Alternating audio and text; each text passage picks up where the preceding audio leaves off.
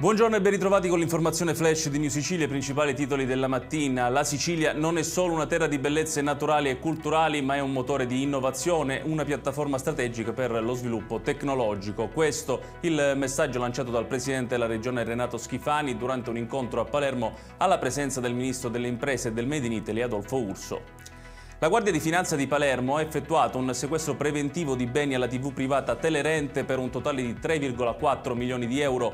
L'emittente avrebbe falsificato il numero dei lavoratori per ricevere maggiori finanziamenti dal Fondo Nazionale per l'Editoria. È stato rinviato a giudizio il deputato regionale del gruppo misto Gianfranco Miccichè, accusato di peculato per l'utilizzo improprio dell'auto blu di servizio quando era presidente dell'Assemblea regionale siciliana. È stato espresso un giudizio negativo di compatibilità ambientale nei confronti del progetto di un megaparco eolico nella contrada Salinella di Sciacca, nell'Agrigentino, accolta l'opposizione presentata dalle associazioni Italia Nostra e WWF Area Mediterranea.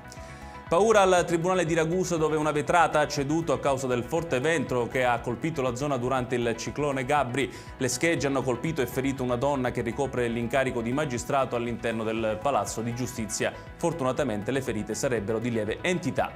Ed è tutto per questa edizione. Tutti i dettagli su queste notizie li trovate come sempre sul nostro sito www.newsicilia.it. Grazie per averci seguito e buon proseguimento di giornata.